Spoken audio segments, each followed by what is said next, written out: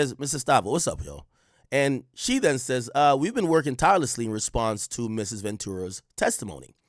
The judge then says, Mark. Now, Mark is supposedly the lead, right? Even though we haven't seen him really do any work other than address the judge, he hasn't cross-examined any of these witnesses, okay?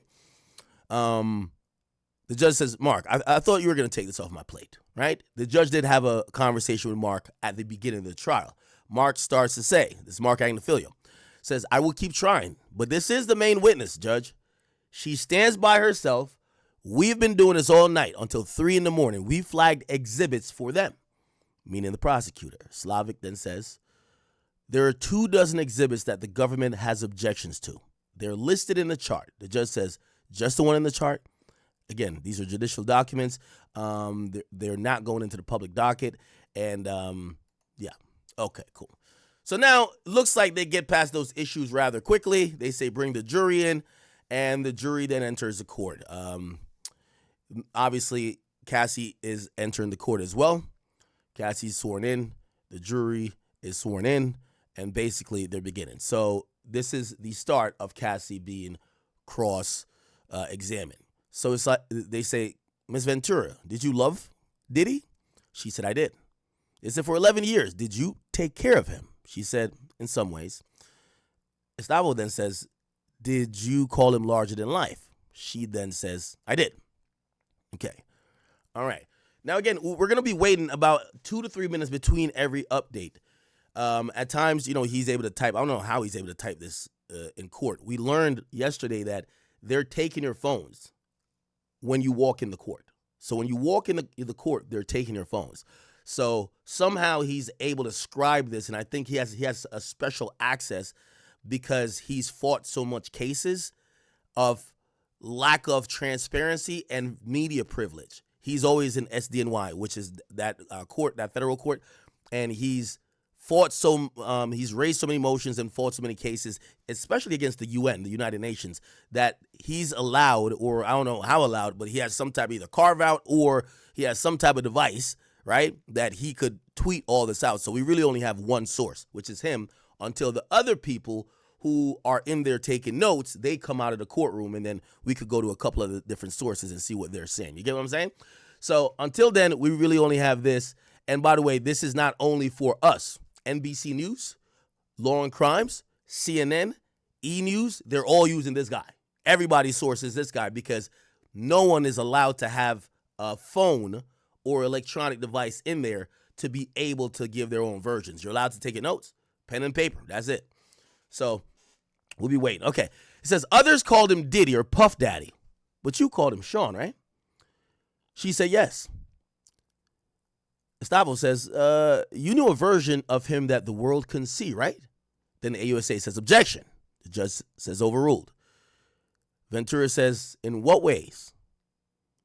Now, I think we're watching how Gustavo is trying to set this up. She's establishing, you loved him, you viewed him a certain way. We don't know where she's going yet, but clearly this is the strategy to set up what we're anticipating to be a long cross-examination process of Cassandra Ventura. Remember, Diddy affectionately used to call her Cece, which stood for Cassandra Combs, even though we could tell he had no plans to get married to her. You get what I'm saying? Anyway, can't stop, won't stop, huh? Yeah, we're going to see how this is. Let me tell you this. This all-star lineup, if not for the result, we don't know what the result of this is going to be.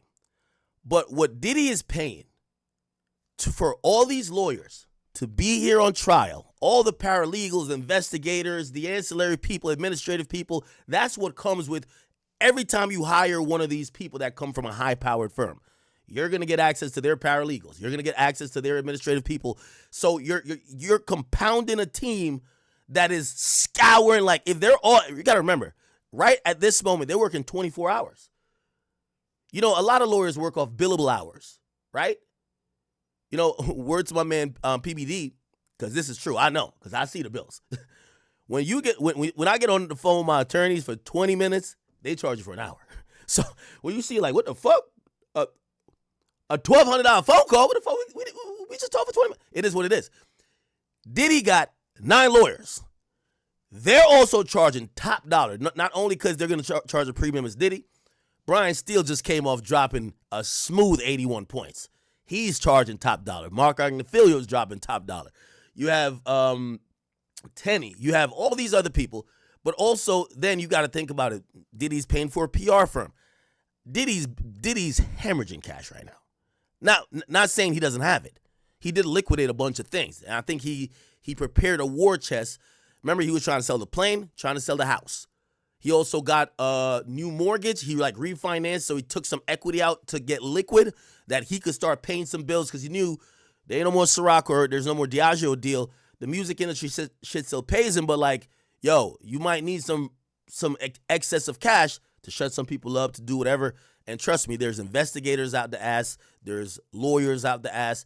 I would imagine this trial is probably costing him, gotta be I gotta imagine $100K a day. This is gonna be this is gonna be really one of those. If you ask me, this is just. I know I paid to. I have good lawyers. They're top tier, but these are not only top tier. They're celebrity lawyers. They're what you call super lawyers. So then you got to put that rate, put it plus another rate. Yes, I'm pocket watching how much Diddy's spending. Yes, it's a lot. So anyway. And what I was saying is that they're working through the clock. They're working 24 hours, right? They're telling you we work till 3 a.m. Estavo says, you kept coming back to him for 11 years, didn't you? Cassie says, I wouldn't say coming back. That's going to be interesting, chat. Was she voluntarily returning, or was Diddy forcing her to come back? That's going to be important. Estavo says, you believed he loved you too, didn't you? Ventura says, yes, I did believe he loved me too. Stavo then says, so when he cheated on you, did it hurt? Ventura says, not every time. Interesting answer. Not every time. Chat, you get where they're kind of going with this? They're kind of going with, I feel like the trajectory right now is, Cassie, stop the fucking bullshitting. You know you voluntarily kept coming back to this shit. You had many chances to leave. You had many chances to get out. You even admitted you dated other people. You could have ran away. You could have went to the police. You could have did all these things. This whole idea that you were scared of him, or you were scared that he might do something to you in Kid Cudi, so you went back to him. That don't make no goddamn sense. You was loving that lifestyle, wasn't you? Keep it 100. That's where they're trying to get to. Now, you got to let the woman do it.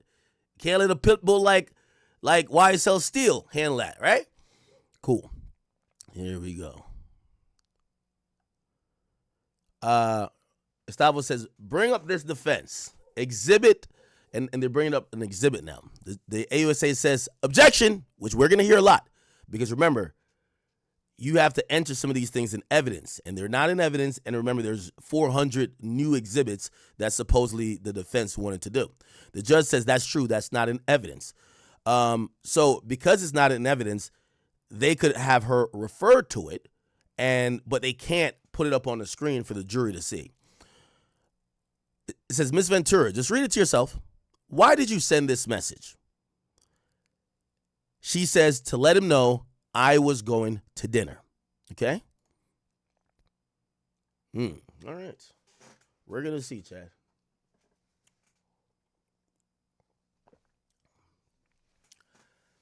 Yeah, this is going to be the teetering point today. And I'm so sad I'm going to have to miss the second half of the day. But this is going to be the teetering point for this case, because if they start to break Cassie and they basically turn her statement yesterday or her testimony yesterday, which came across as I was hopeless, helpless, and I was down bad. I didn't know how to get out. I didn't know I was being controlled. And this guy made it feel like I was pursuing his love, but all the while he was just controlling me and he was just sex trafficking me, right? She did a good job yesterday of kind of putting that out there. She ended it with a drop mic moment. It's the pain I felt. That's why, and it was supposed to preemptively, respond to, because there's going to be a section where they say, yo, why the hell did you wait 5 years to bring up a book and ask for $30 $30 million. Why'd you wait 5 years? If you were that hurt, this and third, keep it 100. You were broke. And she wants to say, no, I tried to kill myself during the 5 years. I was hurt. This shit fucked up my life. I didn't want to live. And when I couldn't figure out any other avenue to deal with it, that's when I brought up the book. The fact that I got $20 million later and I did sue, it just kind of happened. But none of this is driven by the fact that I'm not with him anymore and I'm not in that lifestyle and I might have some monetary needs. It's all because I was a victim and my life is ruined forever because Diddy had dozens, actually, well, she said hundreds of instances, but we don't know, at least dozens of men ejaculating on her and peeing on her. Okay? So let's see. Right. It says, what was going on in these messages? What was going on when these messages were sent? She says, I'm not sure. Estavo says, what was going on in your relationship then? She said it was early. We were loving. Estavo says, I offer it.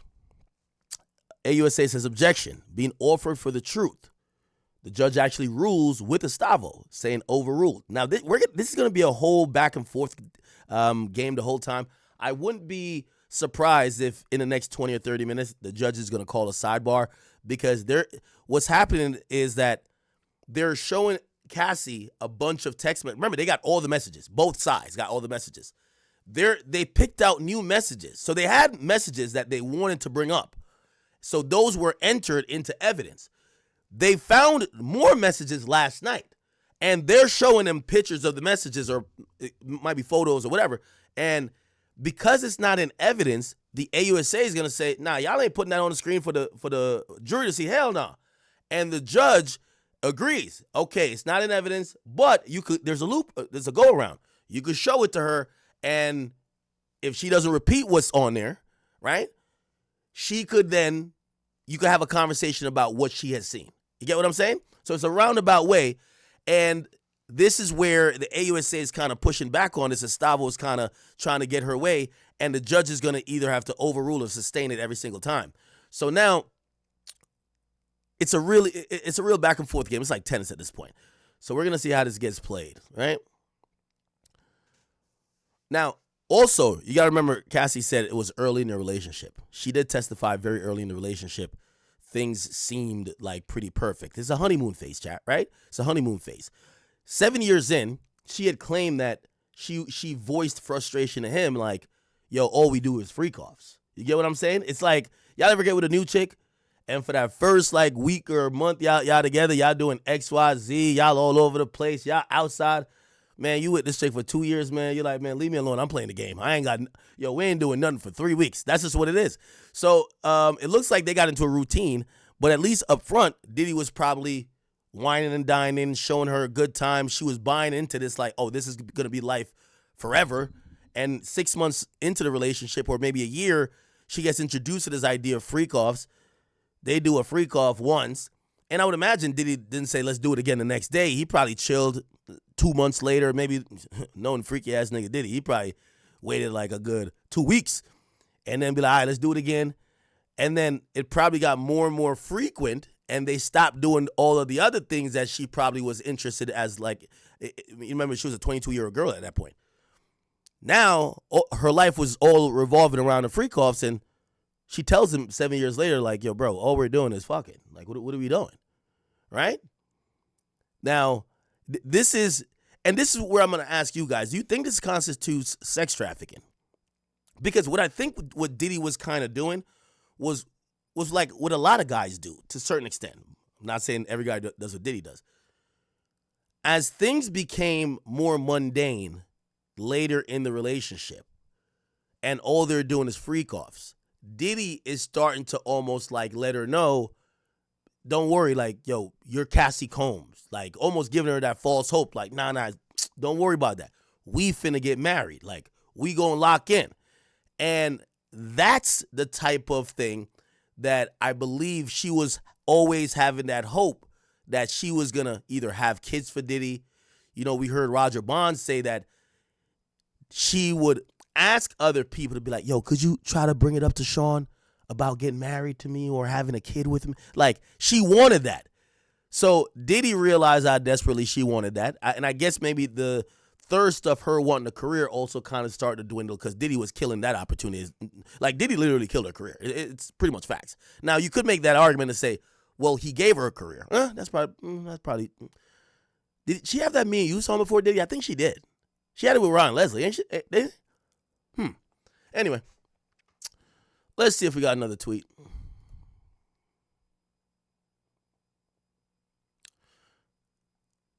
So what I took from the "it was early, we were loving" is that she was like, that's a honeymoon phase, right? Gustavo says, could you please read?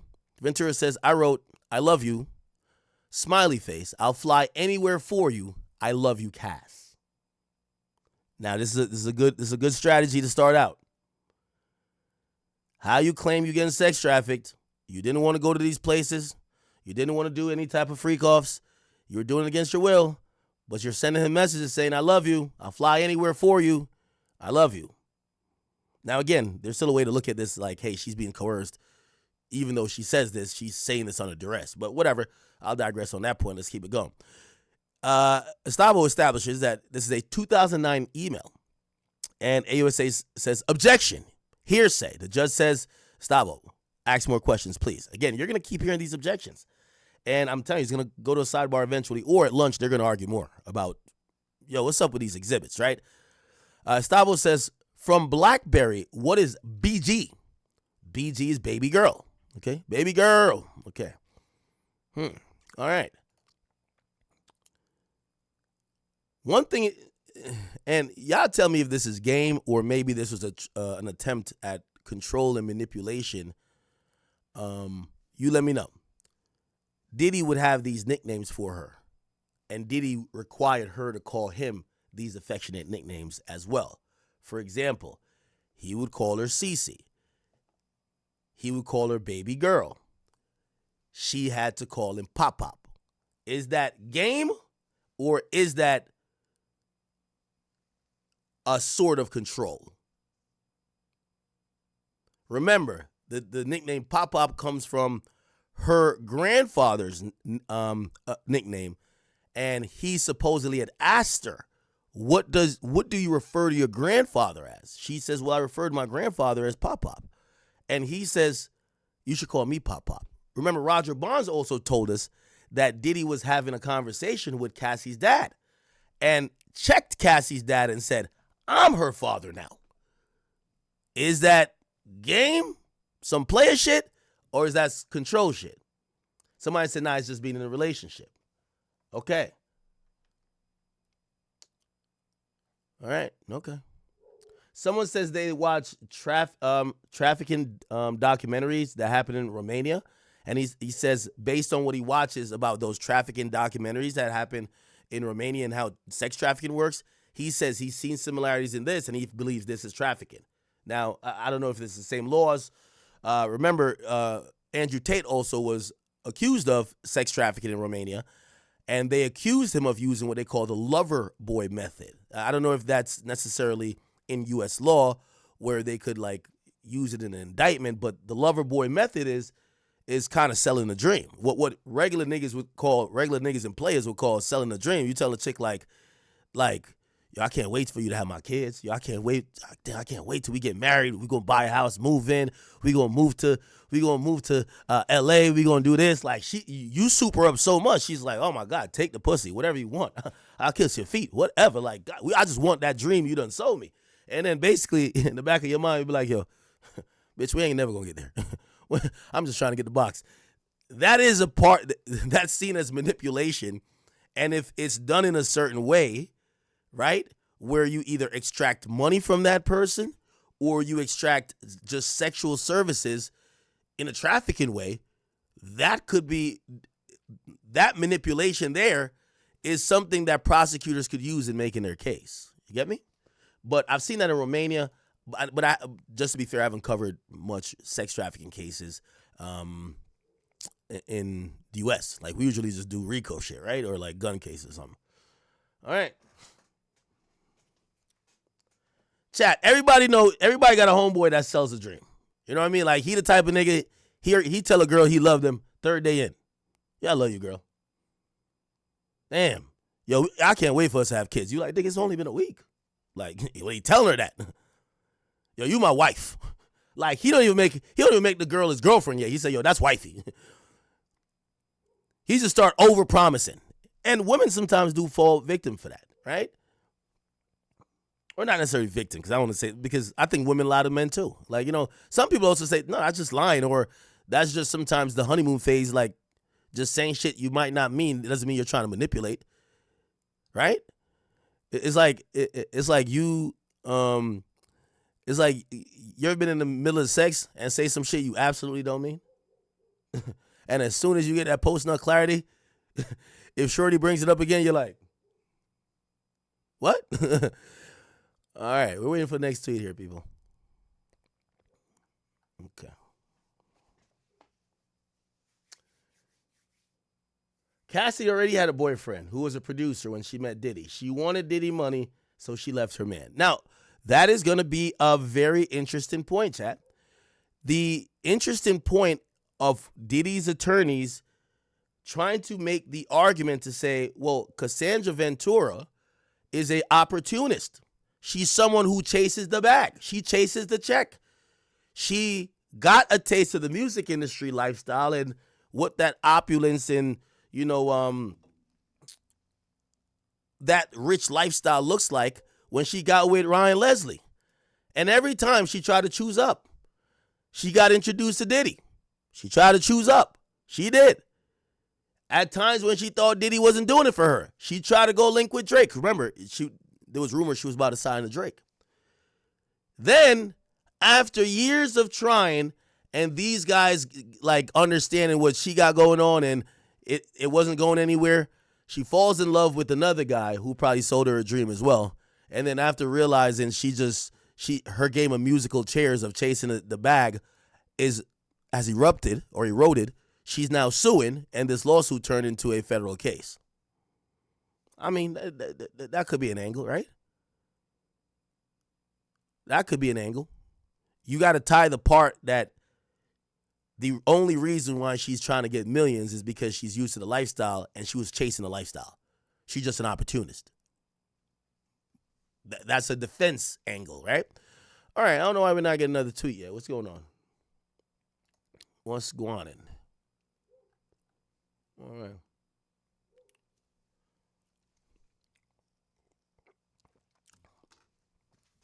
Somebody say, yeah, F this Me Too shit, man. Well, here's the thing, too. I think because once we hear there's a potential victim, we have to treat it with kid gloves, right? Like, I see a lot of these chicks, I see a lot of these chicks on, like, social media. Now, this is before, like, Cassie's time, and I'm not saying Cassie's necessarily this. But, like, I see a lot of these chicks, they literally let you know what it is. If he can't buy me Dior, he Pior. Like, that's how they're running. So, later on, when they make any accusations, and you realize that their intent in the beginning was chasing money. Now, here's the thing. Is it reverse? And again, this might be a stupid point, but allow me to try to make it. If we're going to say that Diddy manipulated her by using her career and money over her head, right? And opportunities over her head to get whatever freaky desires fulfilled from this woman, is it also safe to say that this woman used the idea of, oh, I'm just looking for love, but in reality, she was looking for the bag? That's manipulation too. Now, granted, she is testifying that she loved him, but still, a lot of these guys who got the money, they just want a chick who's going to be loyal and love them and do whatever they want, right? That's what they're looking for. The women know that. The women give that perception, sell that dream, so they're selling the dream too, but really what the women want is the bag. They'd rather cry in a Rolls Royce rather than a Honda. You get what I'm saying? So maybe it's manipulation on both sides. They're both playing a game. Now, when we hear it in court, and because every time when we talk about, especially women, but especially anybody who could be a victim, you got to handle with kid gloves, it's kind of insensitive to say, well, you manipulated him too. You manipulated him saying you were loyal. You manipulated him saying X, Y, and Z. You were cheating too. So the same things you claim he was abusing you doing, you were doing it too. You put your hands on him. You cheated on him too.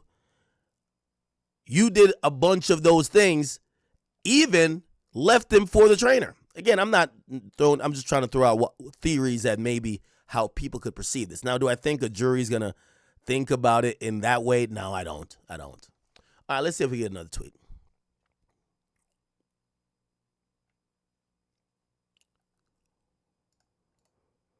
Huh. Yeah, give me a second. Yeah, we haven't gotten a tweet in 10 minutes. Not too sure why. Okay, we just got one. Cool. Gustavo says, what did you write? Ventura says, are you hungry, Pop Pop? Is that weird to y'all? I guess you would. It's like when Kanye says, call me sir. I'm like, what the fuck? Ventura says, so Cassie says, you hungry, Pop Pop? That's the name for her grandfather, but she says that to Diddy. Gustavo says, and Mr. Combs wrote to you, we are so in love, we don't do anything else. Huh. How long has y'all been seeing each other? Now, maybe they were talking about sex or I don't know, but supposedly Diddy says, we're so in love, we don't do anything else. Ventura says this was 2.5 years into the relationship. So it's kind of establishing this pattern that, primarily, all you and Diddy did was fuck. Like, I get this whole manipulation shit, but you admitted that the early stage of the relationship, it was loving. You admitted that this was supposedly the time that the quote-unquote abuse ain't start. And Diddy's telling you, and you're calling him Pop Pop, he's buttering you up, but he's even telling you then, because later on, she does complain about it. She complains that all we do is fuck. All we do is freak offs. It looks like they're trying to establish that Diddy's saying to her, we are so in love, we don't do anything else. Like maybe they in bed or they just fucked or whatever. So I guess they're trying to tell her or establish, from day one, all Diddy was doing is fucking you. That's all he wanted to do with you. Fuck. And you were down with it. You were down with it in the beginning. And then at some point you switched up, but you had chances to leave. How did you get trafficked when you could have left? Remember, they started out the question by saying, you kept coming back. Then they said, okay, when was this in the relationship? It says early, we were loving. Okay, so y'all were loving, it wasn't abuse, bet. But it's early. In 2009, you said, I'll fly anywhere for you. This is 2009. That's what she said, I'll fly anywhere for you. Cassie's saying they were loving then. So you said you would fly anywhere for him because you love him so much. He's telling you, damn, all we do is fuck. He's not complaining, but he's like, damn, we're so in love. That's kind of all we're doing. Like, you know what I mean? Like, we don't do anything else. I don't think, let me put that in context. He's basically saying, we just been fucking a lot, right? Because we're so in love, we don't really do anything else. And so how long y'all been seeing each other then? For 2.5 years. So I think they're trying to establish, like, there was no drastic shift from how Diddy first met her to what it ended up being. And Cassie had the opportunity to leave, but she didn't want to leave because of the lifestyle. She was chasing a check. She was chasing a bag. Again, for people who are just tuning in, I'm reading Cassandra's Ventura's cross-examination. We're about like 20 minutes in. Please note, if you hear me giving a scenario, I am playing devil's advocate to a certain extent, and also this is the defense time. So I'm trying to put some, meaning to what we're seeing in tweets. The tweets sometimes are dry. I'm trying to put some meaning to it, how the defense is trying to get it to play, all right? All right. Estavo says, please read this. And this is on 1364. I haven't talked to you at all. You don't even try. You rush me off the phone. I'm really hurt. I don't need your money. I need some attention. Estavo says, you wanted your special time with Mr. Combs. Ventura says yes. Okay. All right.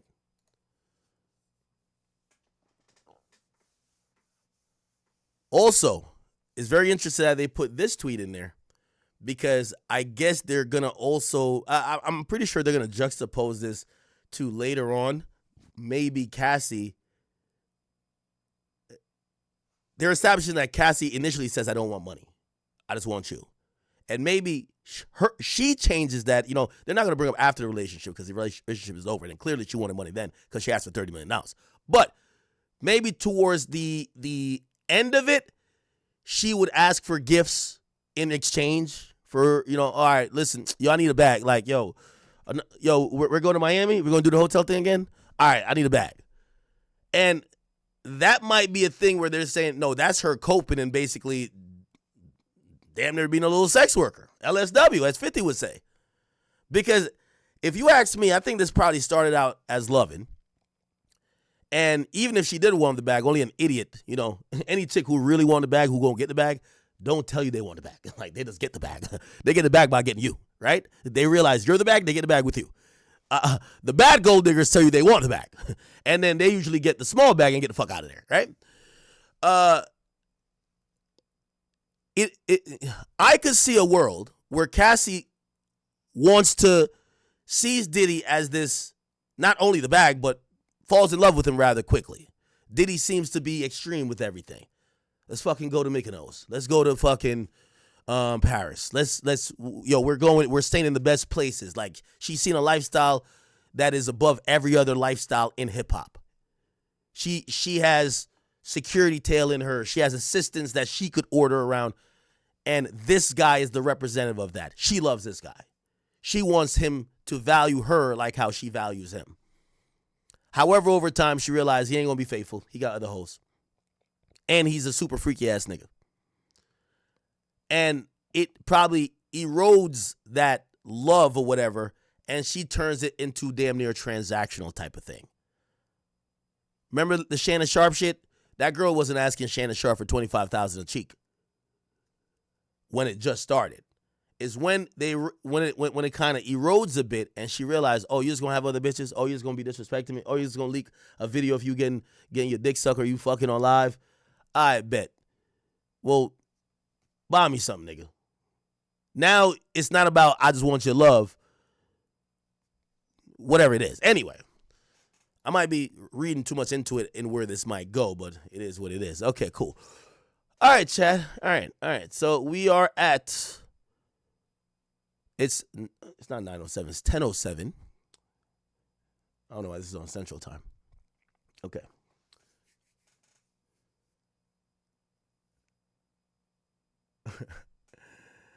Yeah, 25 a cheek was crazy, right? But yeah, when we looked at the messages between her, it started out the same way. It started out, and I've seen this before. I've seen this with women with me. You first meet them, they're like, oh, I just love you. It's all about love. They catch you fucking two other girls, or they catch you like just being you. After a while, it then becomes, you start to see a little transactional, like that's the women disassociating at that point. They're like, all right, I'm gonna tolerate this shit, but I need this. You get what I'm saying? That's what's happening. Yo, I'm gonna tolerate this, but I need this. Just like how Shorty with Shannon is like, all right, you know, in the outside of, and I know some of y'all might be like, what are you talking about? Here, this is the reality of shit.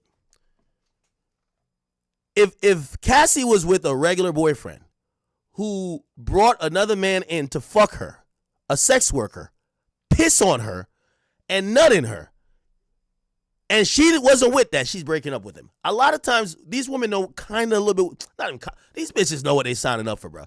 Let me tell you this. When a woman signs up to be with like a rich, famous guy, you know you're going to get cheated on 30 times. Let me ask y'all a question. All my chat queens and all my chat niggas. If your girl cheat on you, how many are you going to let her come back? Likewise with the females. I'm really asking this to females. If your man cheat on you, how many times you let him cheat and keep letting him come back? In this celebrity world, you let the person come back all the time because you are not trying to lose that whole the trove of wealth or resources the person has, and that's why it gets transactional after a while. So that's why I'm saying we see this all the time.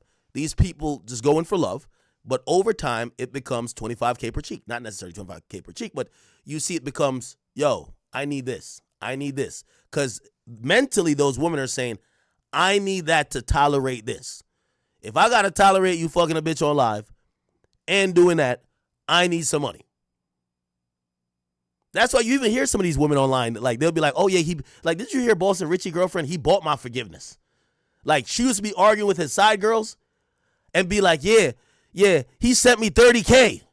And you get to realize if there were some regular people that had regular jobs and didn't have that amount of money between them, that girl is not going online saying, bragging about how much she's forgiven him for cheating on her with the other woman. She would just leave.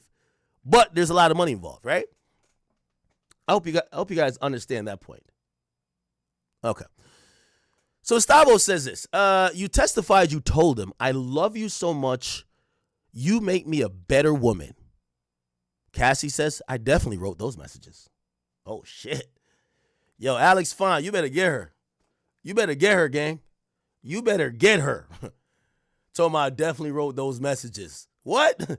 You definitely wrote, I love you so much, you made me a better woman. Yo, Alex, get her. That nigga Alex probably sitting there like Suge Knight. Just cracking his knuckles like, yo, what the fuck? I would have dipped out of the courtroom after this. I definitely wrote those messages. Stavo says, you wrote, I can't wait until we have a baby of our own. You knew he has 6 children at that time, right? She says yes. What I tell you, chat, they're going to break it down. She's going to start crying in the worst way. Watch. They're going to break it down to her. Shorty, you just fell for the game. The nigga told you he was going to marry you, put a baby in you. You believed it. You were down for it. You wanted to do shit trying to get it. You could have left at any time. He wasn't lying. He did plan to have kids with you, but he realized you would cheat on him too. So he ain't want to have kids with you no more.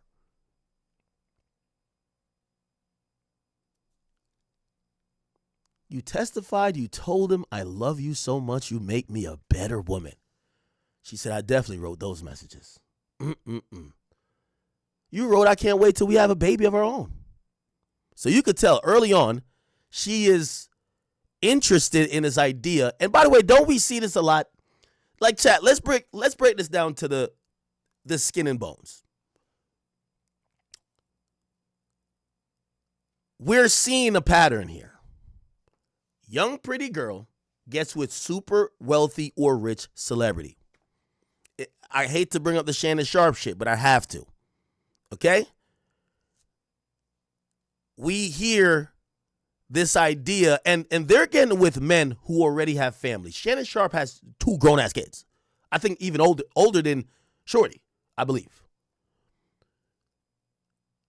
But we all hear about these women who then yearn to have a family with those guys. The woman was telling Shannon, I want to have your big black baby. Ventura is saying, I can't wait till we have a baby.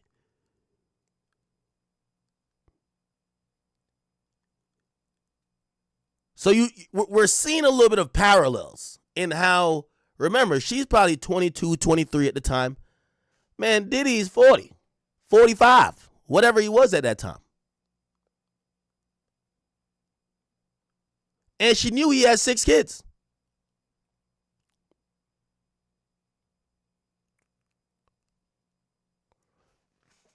The pattern is these women get with a dude. They do fall in love. But a lot of times the love is represented by the power, the money, the status. You know, even if you want to call them a gold digger, you know, as I said, the stupid gold digger goes in and acts directly for the money. The smart one is going to have kids with you. They both of them are still gold diggers. One just knows you secure the bag with the child. You secure the bag with the child in the ring. That's the real bag secure. Really, the ring is no prenup. That's how you secure the bag. The dummy, the little stupid bitches on social media, they thought they secured the bag with a Chanel on they thing. Or, oh yeah, I'm driving a car. That shit can get repoed. So you see these women, they start talking or bringing up the idea of kids very early. Very early in the relationship. Diddy had 6 kids at the time. Kim Porter, I believe, was still alive. You think that Diddy was thinking about having kids with this woman who I think we could kind of deduce this was Diddy's fun girl, fuck object. Or as we learned pretty much yesterday or the day before, this was Diddy's beard, if you know that term. The person who could be the conduit and the middle person to hide his homoerotic desires. Diddy wanted semen. Cassie testified to that. She would scoop the semen out of her box and oil it into his nipples. Anyway, let's keep it going.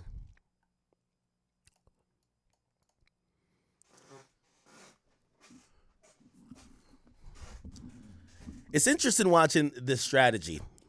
Anybody watch football? What's your favorite football team?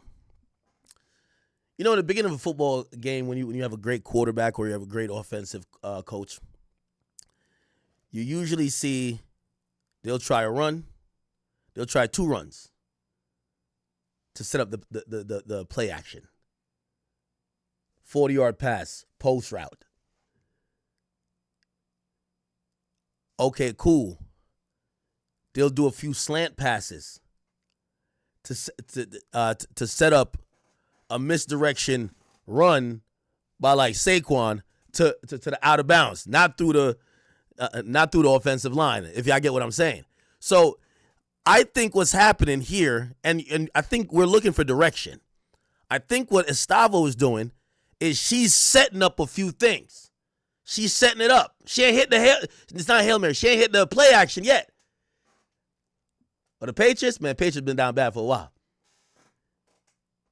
Yeah, setting up the baby oil play, right? I get it. So she's setting it up right now. But we, as we're watching all these tweets come through, we're trying to figure out where she's going. I feel like we have a good grasp. Here we go, though.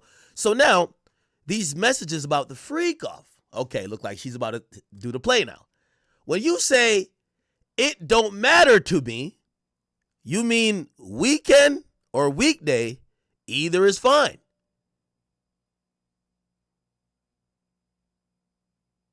Oh, interesting. Ventura says that's what it says. So she's agreeing with the message.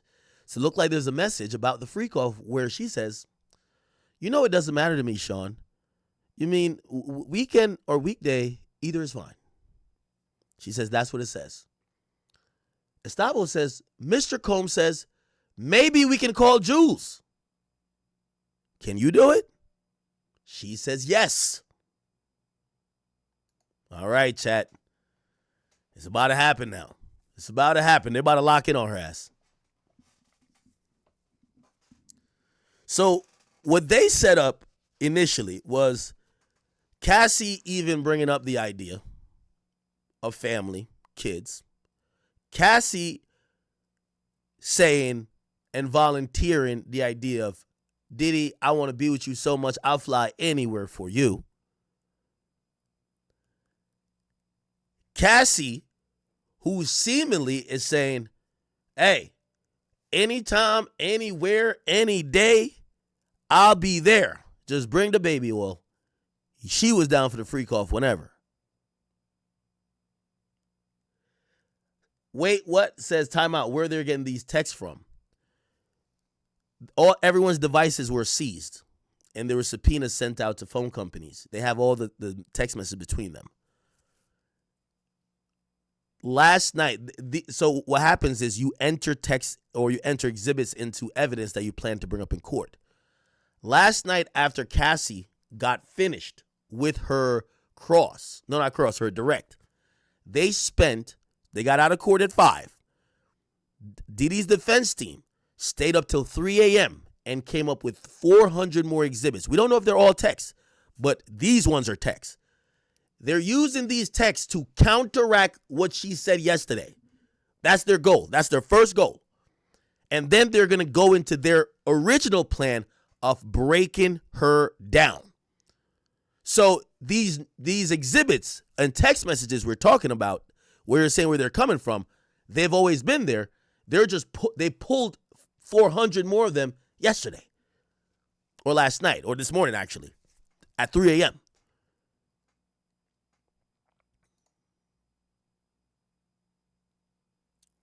Gustavo says there was an explicit message about you about the anticipated upcoming freak off. AUSA says objection. Now, the AUSA is tight.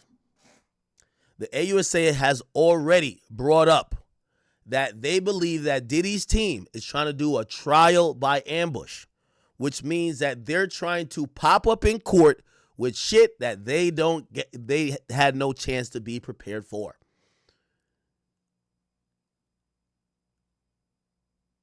Someone said this trial might be better reading it. Well, if we could watch it, it would have been crazy. Watching it would be insane. Especially if we could look at the faces of a few people. The faces of Diddy family. The faces of Alex Fine. The face of Diddy himself, of course. The six pack of white milk. You know what I mean? The white women who are all sitting at the prosecution table. The 9 lawyers huddled around Diddy.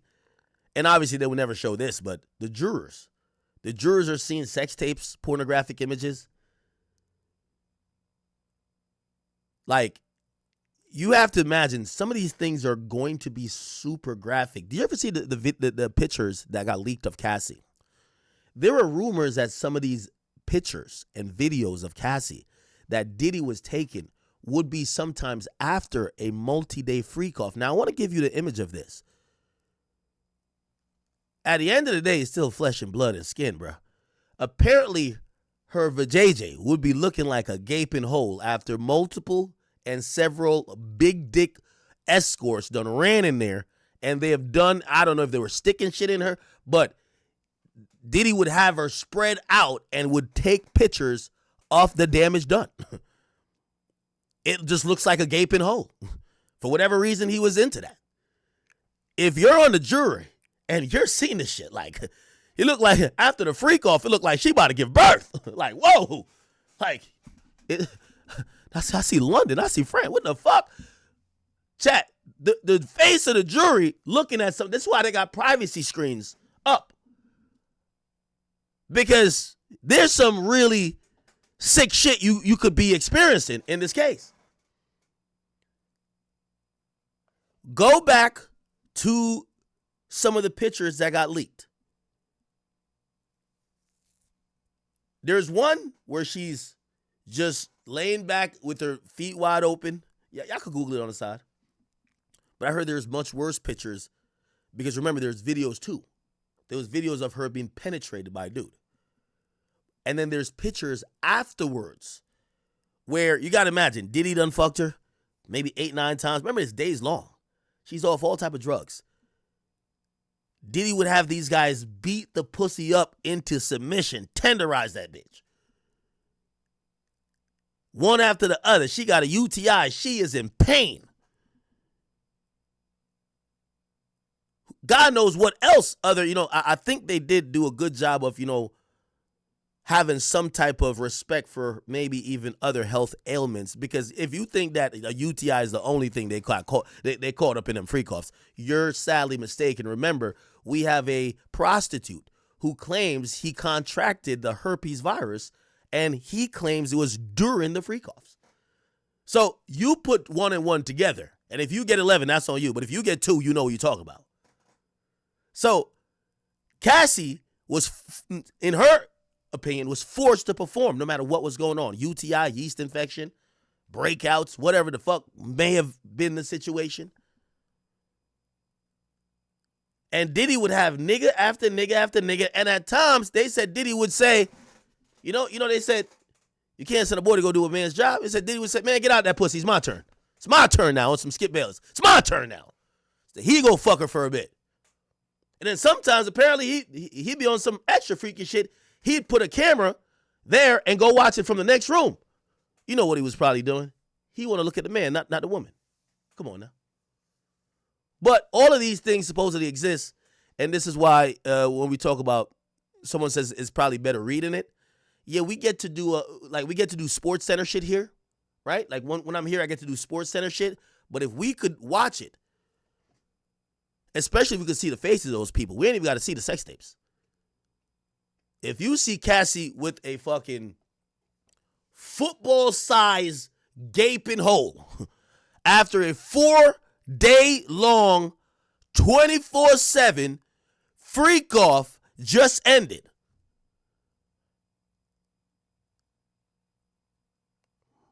you might be like, damn, holy. Anyway, the judge says we're going to take a recess. I guarantee that recess is because, I keep telling you, they're objecting to everything. The AUSA feels like Diddy's lawyers are trying to ambush Cassie and ambush their case. Diddy has 9 lawyers, access to all the paralegals, and they came prepared. They came with 400 new shit today that they got from added on from yesterday. You know what Diddy's lawyers are saying to the AUSA? It's not like we went out and got this independently. You gave us this in discovery. You gave us, remember how voluminous the discovery was. Terabytes on terabytes of data. From security footage to not only that, but also gigabytes and gigabytes of just text messages. So there's a lot of text messages that won't get used. But now what they're going to do is they're going to go back and be like, oh, she did say this on a stand yesterday. Let's go find a message that correlates and it actually goes against what she just said. We're going to ask her about that. So they're going to come in every day. And I think the judges said, hey, listen, could you not show up every morning with like a bunch of new shit? They're telling the judge, how can we not? We're on defense. We're reacting to what was said yesterday. It's not like we're bringing some new shit that is just going to be us making our case. We're reacting to this witness and what they said.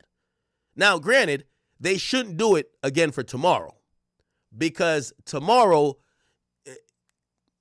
whatever you had going into today, you should have for whatever the rest of the time she's on the stand.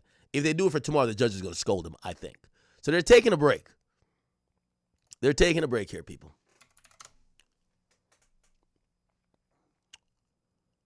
They're taking a break. In New York City. Here we go. Lisa, thank you so much for move before where a defendant who's accused of something violent or heinous or something that's very, objected to by society has their family there.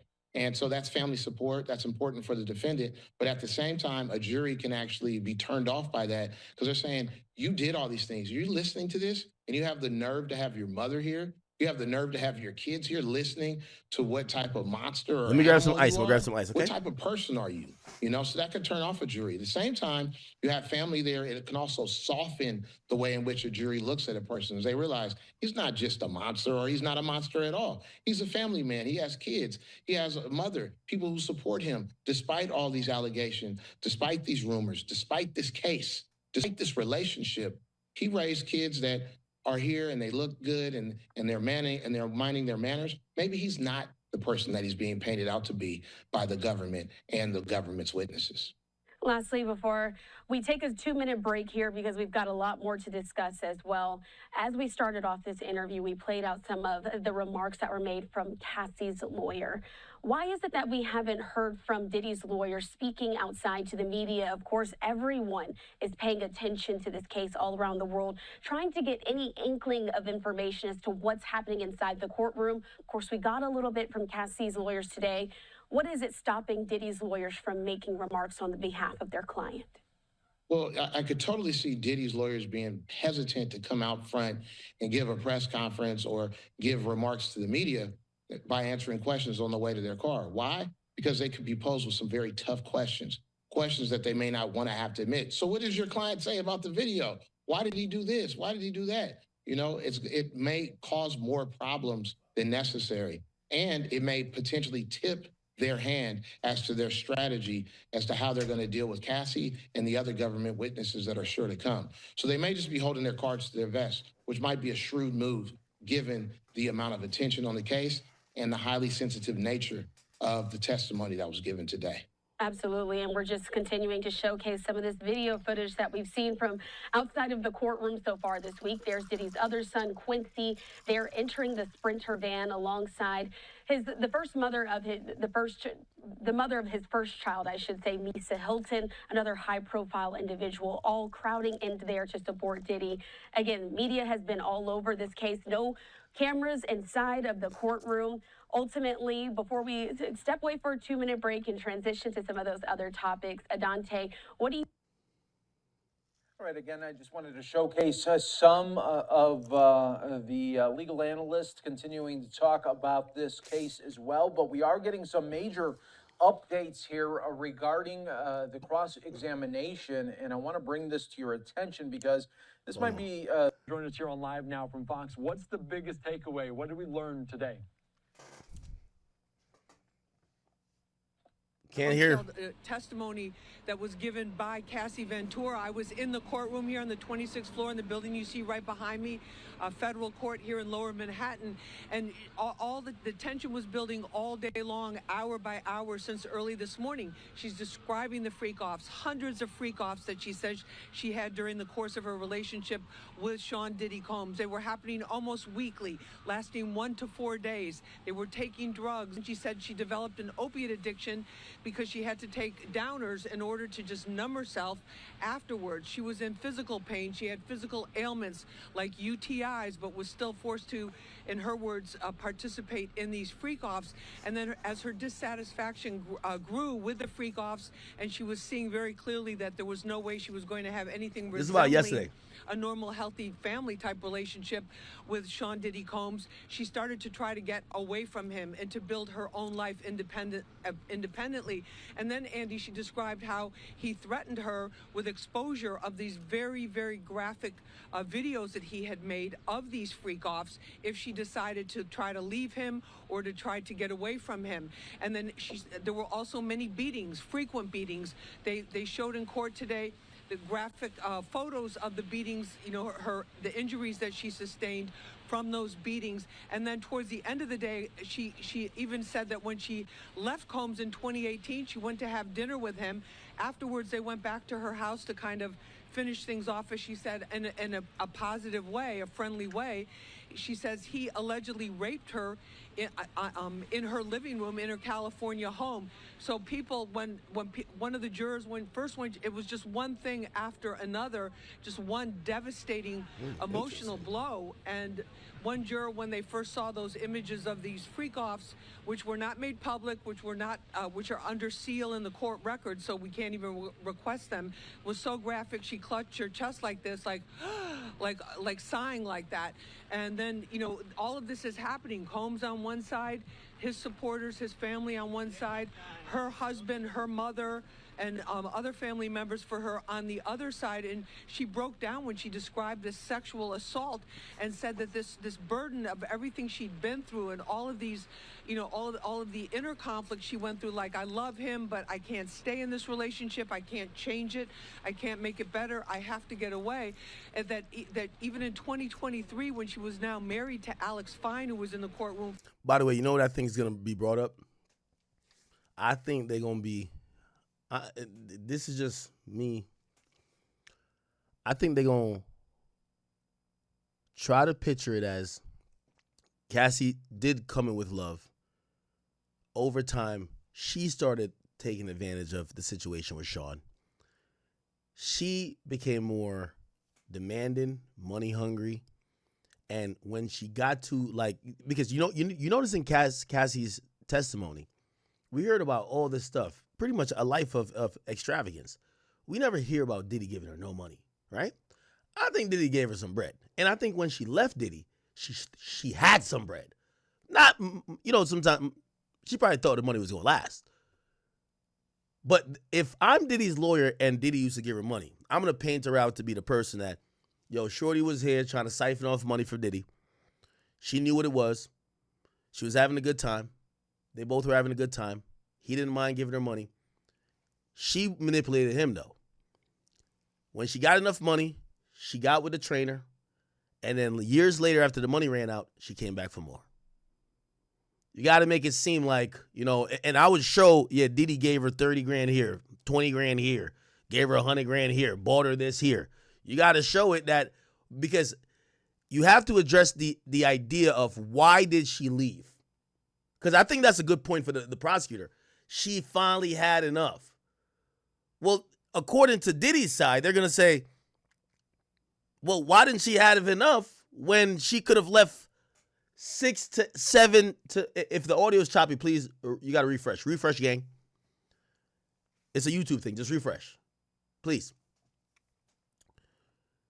If you could have left 4 to 5 times and you kept coming back, why didn't 2018 you just didn't come back?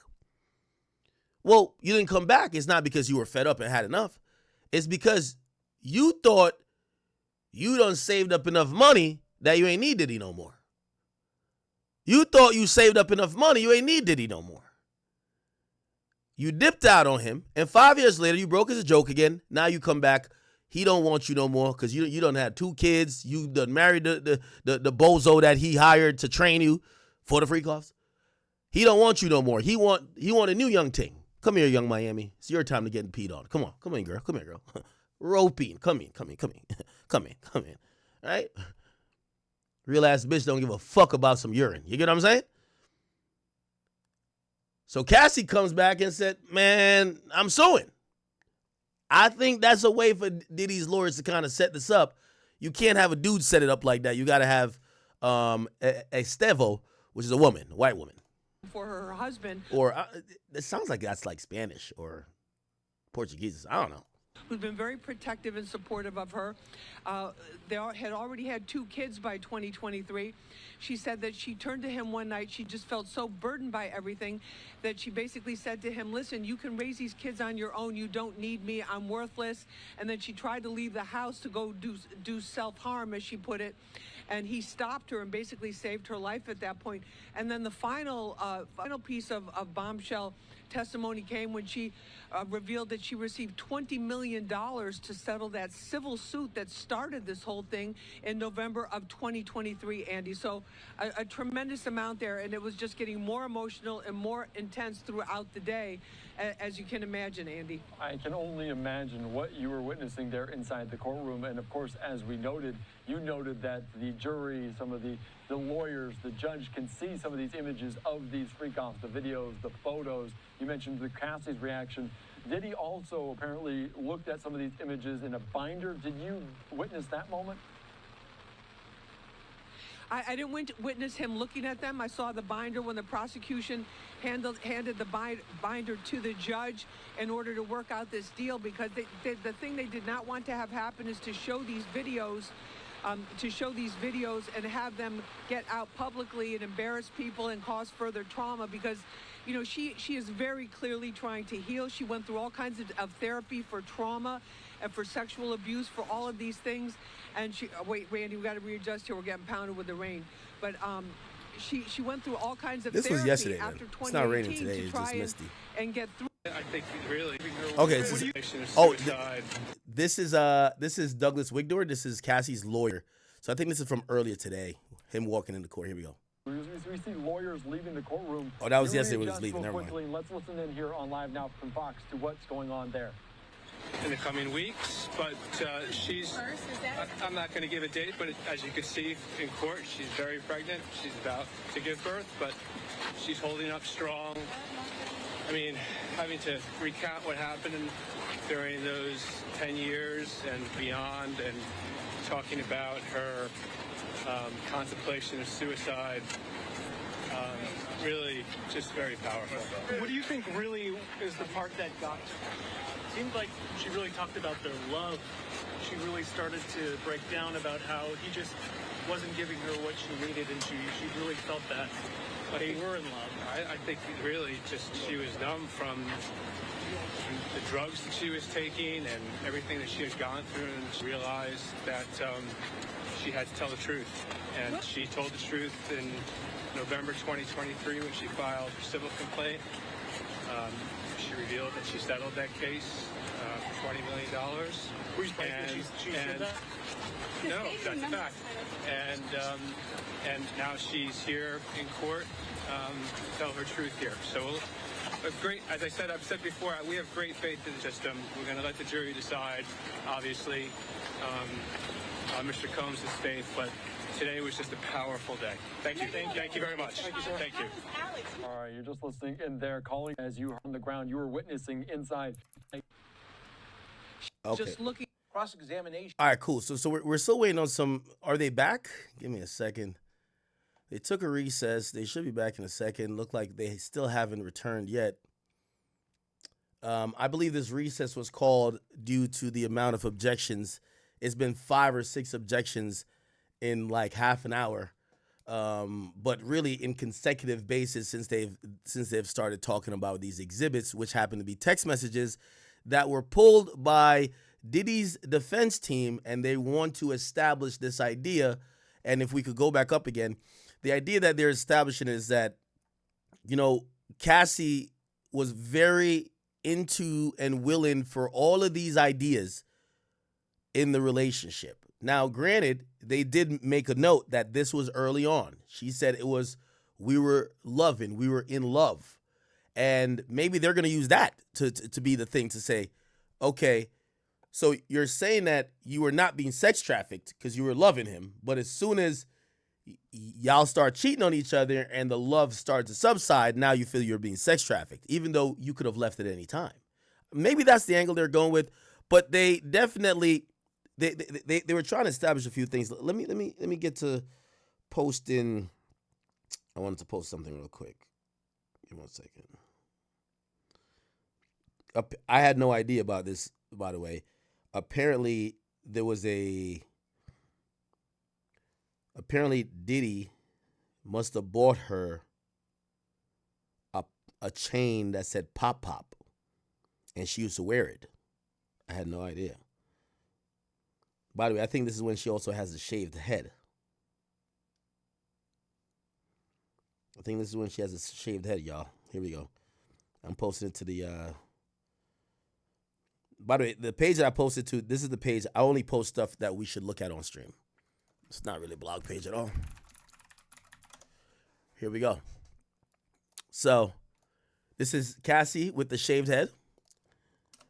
So the Diddy and Cassie situation has been getting freakier and freakier by the day. The more and more I hear about these allegations, Diddy is a freaky man, the king of the freak-offs.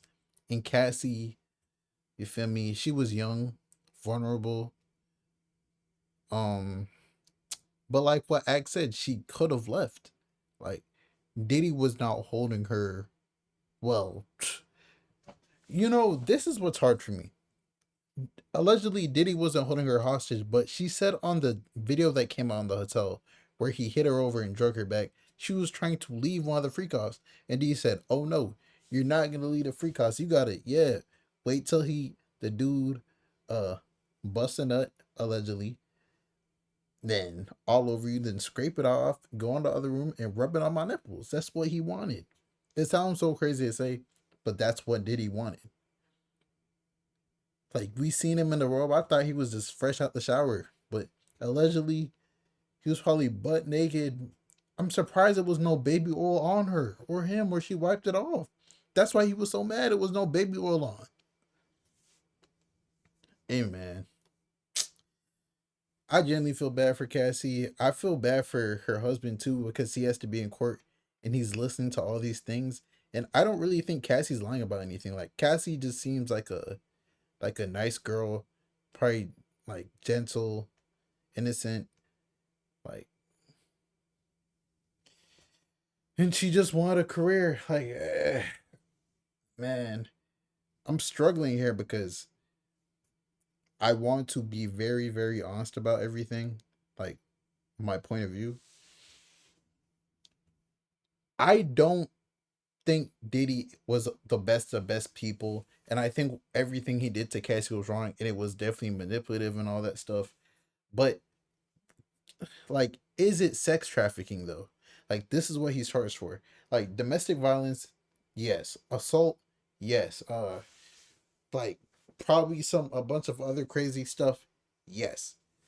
But sex trafficking, bro, I don't know if you could say he was sex trafficking.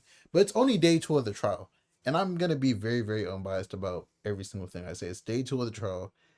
Diddy is he's there every day. They say that he's looking white as hell, he's gray as hell.